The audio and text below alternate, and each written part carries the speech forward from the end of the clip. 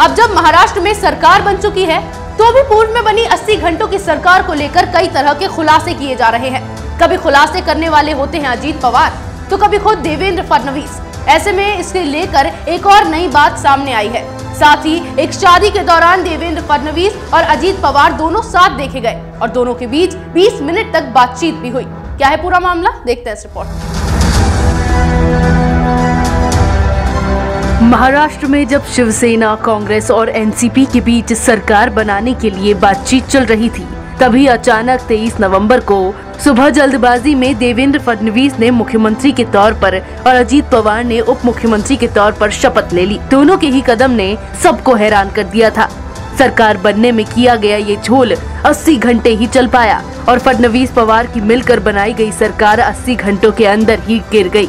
ऐसे में अब जब महाराष्ट्र में सरकार का गठन हो गया है, उसके बाद भी खुलासों का दौर लगातार जारी है। अब महाराष्ट्र में विपक्ष के नेता और राज्य के पूर्व मुख्यमंत्री देवेंद्र फडणवीस ने एक दावा किया कि अजीत पवार ने सरकार बनाने के लिए उनसे संपर्क किया था। फडणवीस ने एक निजी चैनल से बात करते हुए कहा कि अजीत पवार ने उन्हें एनसीपी के सभी 54 विधायकों के समर्थन का आश्वासन दिया था। अजीत के व्यवहार से साफ जाहिर था कि उनके इस कदम के बारे में राकांपा अध्यक्ष शरद पवार को भी जानकारी है।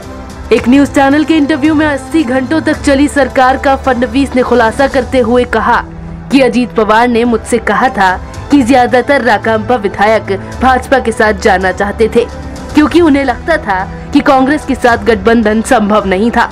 नतीजों की घोषणा के बाद 1 महीने तक जब तक अजीत हमसे मिलने नहीं आए थे, हमने कभी विधायकों को तोड़ने या किसी दल को बांटने की कोशिश नहीं की।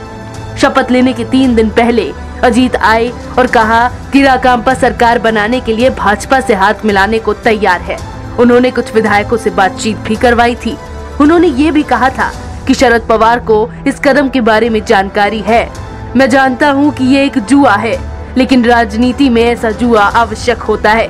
हालांकि इस मामले में मैं फेल हो गया।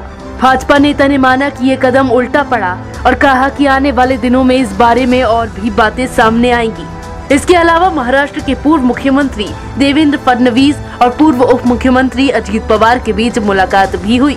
दोनों नेता सोलापुर के विधायक संजय शिंदे की बेटी की शादी में शामिल होने पहुंचे। उनके बीच करीब 20 मिनट बातचीत भी हुई।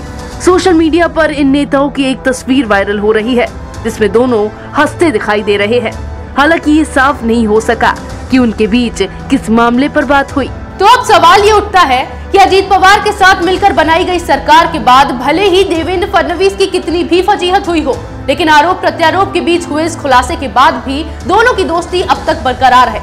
आखिरकार झूठ कौन बोल रहा है, अजीत पवार या फिर देवेंद्र फडणवीस? लेकिन इसमें एक चीज तो साफ है, जो सरकार 80 घंटों तक चली उसमें देवेंद्र फडणवीस और अजीत पवार दोनों ने ही झोल किया था। साथ ही इन दोनों की हुई मुलाकात से शिवसेना के भी कान खड़े हो सकते हैं कि कहीं दोनों के बीच कोई खिचड़ी तो नहीं पक रही। इसी तरह की खबरें मैं आपके लिए लाती रहूंगी, तब तक के लिए बने रहिए हमारे साथ। अगर आपको हमारा वीडियो पसंद आया हो तो इसे लाइक करें, हमारे चैनल को सब्सक्राइब करें और हाँ, बेल आइकन दबाना ना भूलें ताकि आप तक हमारे वीडियो की नोटिफिकेशन पहुंचती रहे। आप अपना सुझाव हमें कमेंट बॉक्स में दे सकते हैं। हमारे साथ जुड़ने के लिए शुक्रिया।